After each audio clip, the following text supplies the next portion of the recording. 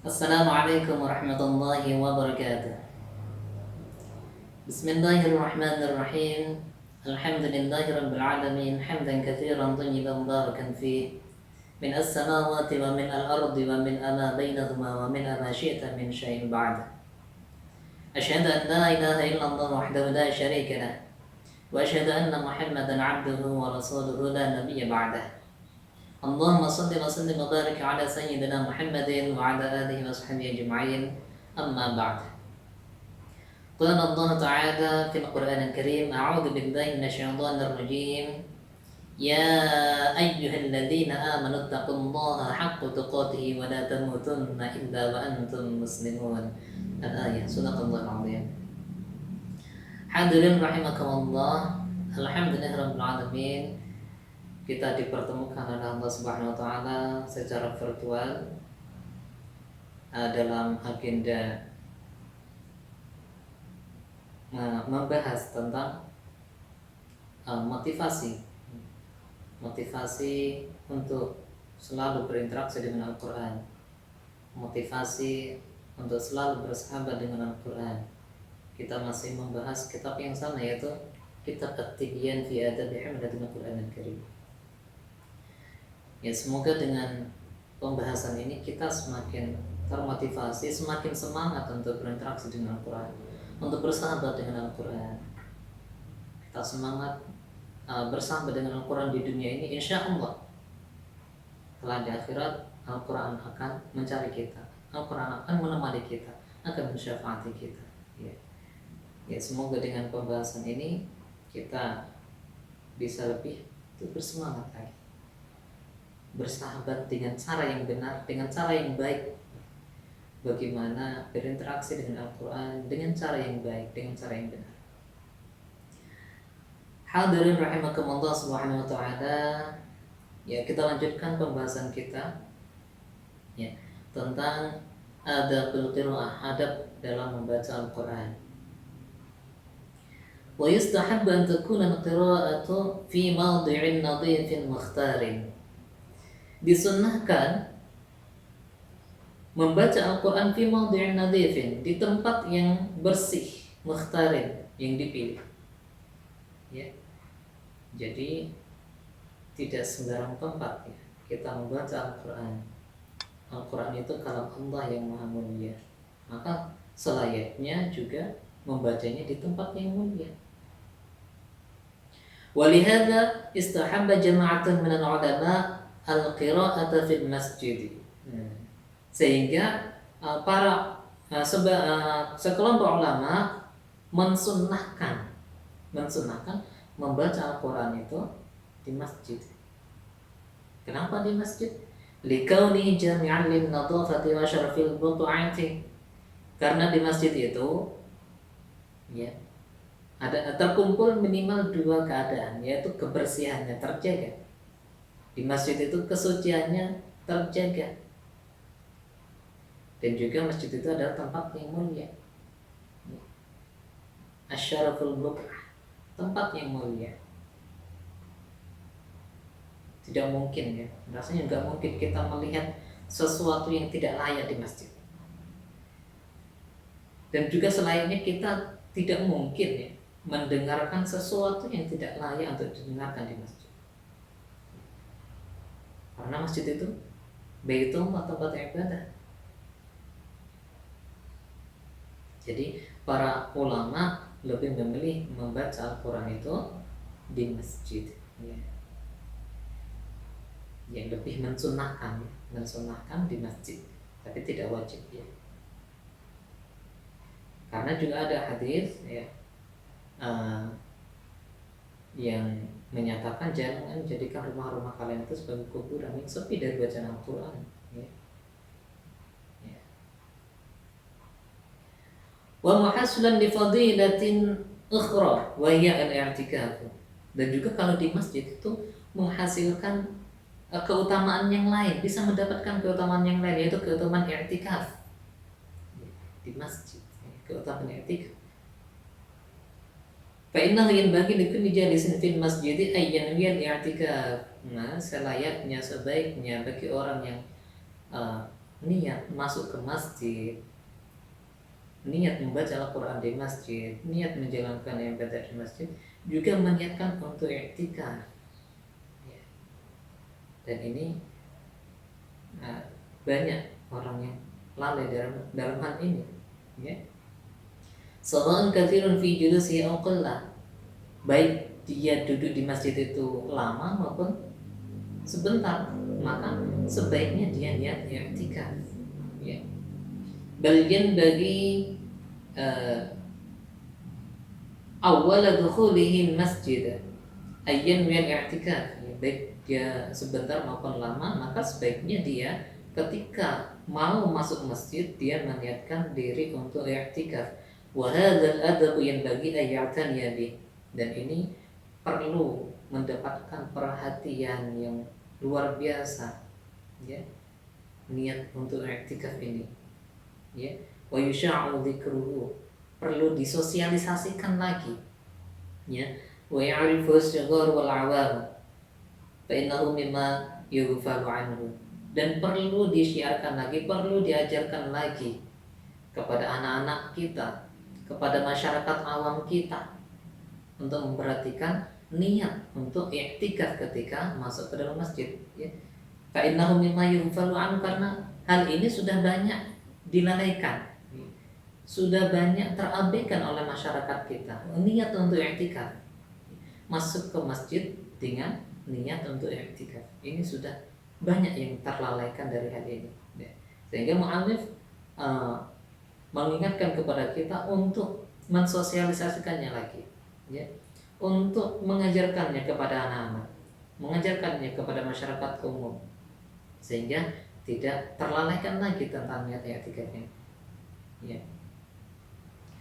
Wa amal qira'atu fil hamami faqad ikhtalafa as-salafu fi karahiyatiha. Adapun membaca Al-Qur'an di hamam, tempat pemandian, maka para salaf kita berbeda pendapat tentang kemakruhannya, ya. Apakah makruh atau tidak? Ya, tidak sampai haram, ya, tidak sampai haram membaca Al-Quran di tempat pemandian, tapi hukumnya cuma sampai di makruh saja, ya. Dalam hal makruh ini pun terdapat dua pendapat, ada yang memakruhkan, ada yang tidak, ya. Wa qala ashabuna, sebagian ulama Syafi'iyah, mazhab Syafi'i, itu berkata la yukrahu, tidak makruh.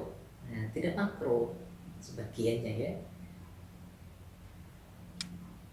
Wa naqalahu al-imam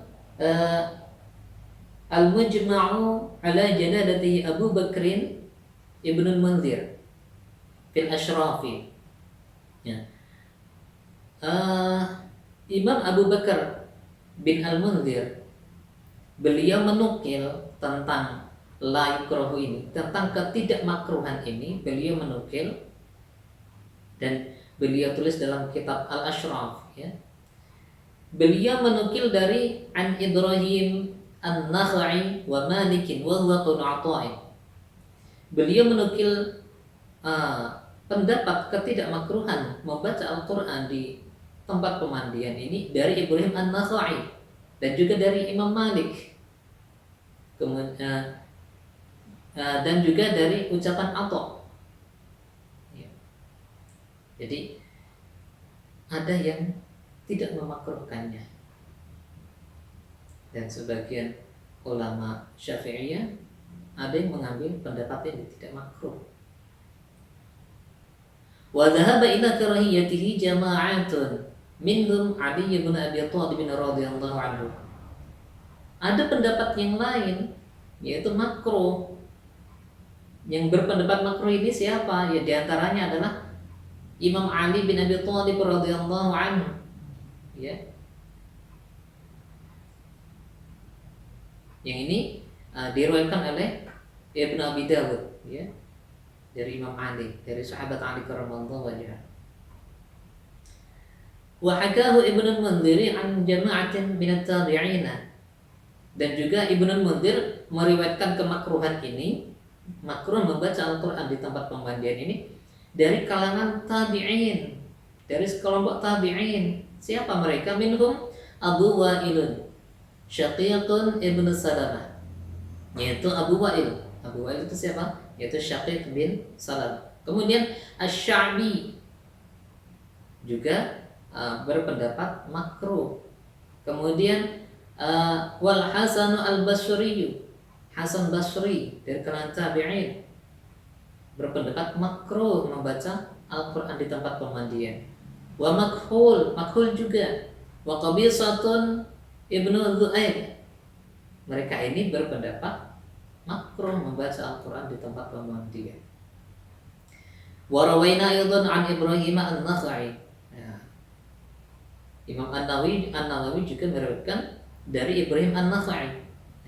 Jadi dari Ibrahim An-Nakhai ini ada dua riwayat. Satu riwayat la yuqra'u, tidak makruh. Yang kedua ada riwayat yang memakruhkan. Wa hakahu ashabuna an Abi Hanifah radhiyallahu anhu ajma'in. Dan riwayat ya sebagian kalangan Syafi'iyah, ulama mazhab Syafi'i, ada yang memakruhkannya juga dan mengambil riwayat dari Imam Abu Hanifah.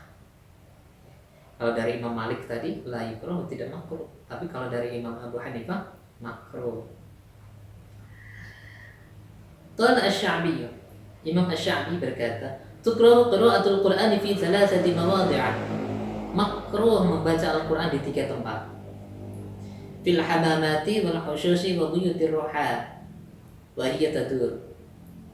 3 tempat itu adalah al-hamam, tempat pemandian, makruh membaca Al-Qur'an di sana menurut Imam Asy-Sya'bi. Kemudian yang kedua tempat yang makruh adalah al-hushush, jamban, tempat buang air, baik buang air besar maupun air kecil, makruh. Wa buyutur ruha, kemudian rumah penggilingan atau slab, bahasa Jawa ini, orang Jawa. Wa hiya tadur, yaitu ketika mesin penggilingannya itu beroperasi. Karena ketika mesin penggilingan itu beroperasi, suaranya mengganggu pendengaran kita, sehingga ketika kita membaca Al-Qur'an itu kita sendiri tidak bisa mendengar suara kita, sehingga dikhawatirkan kita salah dalam membaca Al-Qur'an. Wa an Abi Maisarah qala la yuzkarullahu illa fi makanin thayyibin. Dari Abu Maisarah, beliau berkata, tidaklah Allah itu disebut kecuali di tempat yang thayyib, tempat yang bagus, tempat yang mulia. Jadi tidak layak kita menyebut Allah di tempat-tempat yang hina, di tempat maksiat, di tempat-tempat yang kotor, ya. Tidak layak, tidak sampai haram, ya. Derajatnya, hukumnya tidak sampai haram, tapi cukup sampai makruh. Wallahu a'lam. Wa amma al-qira'atu fi at-thariq, ya, tadi yang dibahas adalah membaca di hamam, tempat pemandian. Maka ada 2 pendapat, ada yang makruh, ada yang tidak makruh. Kemudian bagaimana ketika membaca Al-Qur'an fi at-thariq, di jalan? Fal mukhtaru annaha jaizatun ghair makruhatin idza lam yalidhu sahibuha, fa in iltaha sahibuha anha kurihat. Membaca Al-Qur'an di jalan, maka fal mukhtar, pendapat yang dipilih adalah annaha jaizatun ghair makruhatin, boleh dan tidak makruh. Tapi dengan catatan idza lam yalidhu sahibuha, kalau orang yang membaca Al-Qur'an ini bisa fokus dengan apa yang dibacanya, maka layak kalau ghair makruh, jaizah, boleh dan tidak makruh. Fa in iltaha sahibuha anha kuriha, kalau tidak bisa fokus dengan yang dibacanya, maka hukumnya kuriha, dimakruhkan. Kama karahan Nabi sallallahu alaihi wasallam al-qira'ata lin-na'is makhafatan min al-ghalat. Sebagaimana Rasulullah sallallahu alaihi wasallam memakruhkannya kepada orang yang ngantuk. Orang ngantuk itu tidak usah membaca Al-Qur'an, tapi ngantuknya ngantuk beneran, yang sampai tidak bisa fokus, maka sebaiknya tidur saja. Karena mukhafatan minal ghalat, dikhawatirkan salah dia membaca. Jangan sampai seperti orang yang habis minum khamar, ya, kemudian dia membaca surat Al-Kafirun, Qul ya ayyuhan kafirun a'budu ma ta'budun antum 'abiduna ma a'budu. Ini jadi salah semua. Seharusnya tidak menyembah, malah menyembah. Saya menyembah apa yang kalian sembah, kalian menyembah apa yang aku sembah. Nah, ini kan salah. Karena tidak bisa fokus, tidak bisa mengontrol ucapannya. Ya. Sebagaimana orang yang ngantuk, ya. Sebagaimana orang yang mabuk, ya. Orang ngantuk ya sama. Dia juga sama dengan orang yang di jalan. Kalau dia bisa fokus dengan apa yang dibacanya, maka jaizah, ghairu makruh, tidak makruh. Tapi kalau tidak bisa fokus, ya, yang bisa menyebabkan ada bacaan yang hilang, huruf yang hilang, maka kurihat, dimakruhkan.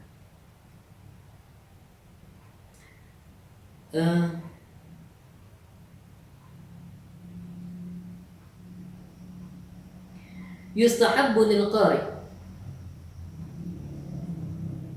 disunahkan bagi orang yang membaca Al-Quran fi ghairi sholati ay yastaqbila al-qiblatah. Nah, disunahkan bagi orang membaca Al-Quran ay yastaqbila al-qiblah, untuk menghadap kiblat di luar sholat, ya. Kalau dalam sholat sudah jelas, pasti sholat itu menghadap kiblat. Tapi fi ghairi sholat, di luar sholat, maka yustahabbu ay yastaqbila al-qiblah, disunahkan sekali lagi disunahkan untuk menghadap kiblat. Faqad jaa fil hadits, ya, disebutkan dalam hadis, khairul majalisi mastaqbila bihil qiblata, sebaik-baik majelis adalah majelis yang menghadap ke arah kiblat. Wa yajlisu mutakhashshi'an bi sakinatin wa waqarin mutriqan ra'sahu. Setelah menghadap kiblat, maka dia duduk dengan mutakhashshi'an, dengan khusyuk, bi sakinatin, dengan tenang, wa waqarin, dengan penuh kewibawaan, dengan penuh kesopanan, dengan penuh kesantunan, mutriqan ra'sahu, menundukkan kepalanya. Wa yakunu julusuhu wahdahu fi tahsini adabihi wa khudu'i ka julusihi baina yaday mu'allimihi. Duduknya dalam keadaan sendiri ini itu layaknya dia duduk di hadapan gurunya. Bi tahsinil adab wa khudu', dengan adab yang sempurna, dengan adab yang baik, dengan penuh kerendahan, sebagaimana para sahabat ketika berada di majelis Rasul, mereka bitahsinil adab. Mereka menundukkan kepalanya seakan-akan di kepala mereka itu ada guru, seekor guru. Ini fahadha huwal akmal, ini adab yang sempurna, ya. Menghadap kiblat, duduk dengan tenang, dengan khusyuk, dengan penuh kerendahan, ini adab yang sempurna. Wala qara'a qa'iman aw muttaji'an aw fi firashihi aw 'ala ghairi dhalika min al-ahwali jaza wa lahu ajrun. Akan tetapi bagi orang yang membaca Al-Quran sambil berdiri, sambil tiduran miring, atau sambil berbaring di tempat tidurnya, atau keadaan yang lain, jongkok misalnya, itu bagaimana? Jaza, boleh. Kalau tadi dijelaskan adab-adabnya duduk dengan tenang, itu akmal, adab yang sempurna. Tapi kalau dia membacanya sambil berdiri di luar sholat, ya, di luar sholat, dia membacanya sambil berdiri atau sambil tiduran, itu boleh. Walahu ajrun, dan juga mendapatkan pahala. Walakin dunal awal, tapi adabnya tidak seperti adab yang pertama, ya. tidak sempurna adabnya seperti adab yang pertama. Tapi boleh ya, boleh. Karena Rasulullah SAW sendiri pernah melakukannya, ya. Ya, dalam hadisnya ada ya. Dan juga dalam Al-Quran Allah sendiri sudah menginformasikan ada orang yang seperti ini, ya. Tentang boleh berzikir kepada Allah. Membaca Al-Quran itu kan berzikir, mengingat Allah. Boleh sambil berdiri, sambil duduk, sambil tiduran, boleh. Ya, yaitu sebagaimana yang Allah firmankan dalam Al-Quran, qala Allah azza wa jalla, inna fi khalqis samawati wal ardi wa ikhtilafil laili wan nahari la ayatin lil albab. Sesungguhnya dalam penciptaan langit dan bumi, pergantian malam dan siang, di dalamnya terdapat tanda-tanda kekuasaan Allah bagi orang-orang yang berakal. Siapa orang berakal itu? Alladzina yadhkuruna Allaha qiyaman wa qu'udan wa 'ala junubihim, yaitu orang-orang yang mengingat Allah dalam keadaan berdiri, dalam keadaan duduk, dan dalam keadaan berbaring. Wa yatafakkaruna fi khalqis samawati wal ardi, dan mereka memikirkan penciptaan langit dan bumi, bukan penciptanya ya, tapi penciptaan langit dan bumi. Rabbana ma khalaqta hadza batila, sambil mereka berkata, Masya Allah, ya Allah, ya Rabb, Tuhan kami, ma khalaqta hadza batila, Engkau tidak menciptakan semuanya ini dengan sia-sia. Semuanya pasti ada manfaatnya, semua ada ibrahnya, ada pelajarannya. Subhanaka, maha suci Engkau, waqina adzabannar, maka jauhkanlah kami dari azab neraka. Dalam Al-Quran boleh berzikir kepada Allah dalam keadaan berdiri, duduk, berbaring, boleh, ya. Termasuk membaca Al-Quran tadi. Wa thabata fi sahih an Aisyah radhiyallahu anha qalat. Dalam kitab sahih, Sahih Bukhari dan Muslim, ada hadis yang diriwayatkan dari Sayyidah Aisyah radhiyallahu anha qalat, beliau berkata, kana Rasulullah sallallahu alaihi wasallam yattaqi fi hajri wa ana haidun wa yaqra'u al-Qur'an. Bahwasanya Rasulullah sallallahu alaihi wasallam pernah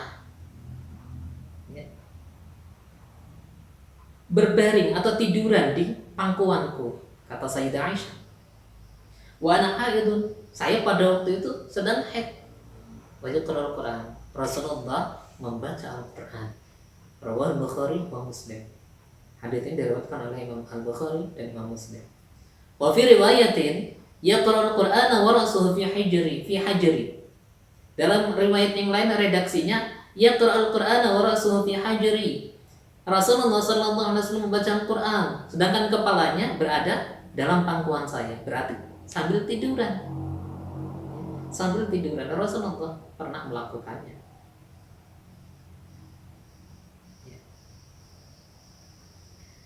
Kemudian fa'in arada syuru'a fi qira'ati ista'adha faqala a'udzu billahi minasyaitonir rajim. Ya, kita lanjutkan pada adab selanjutnya,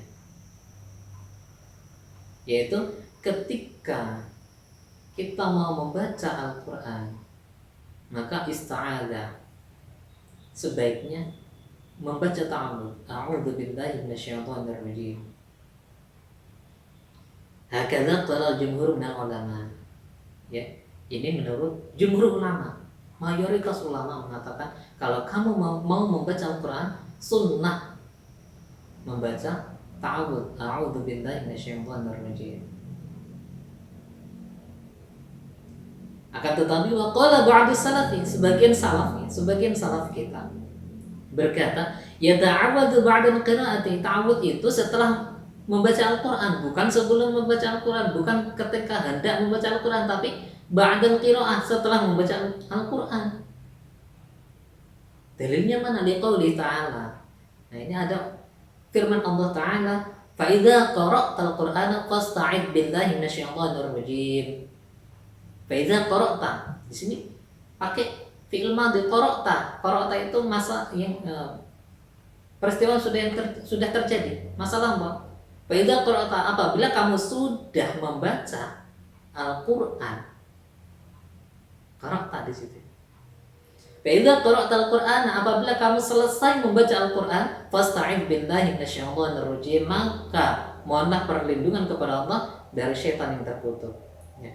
Dari dalil ini, ba'dus salaf mengatakan ta'awudz itu ba'dal qiraah.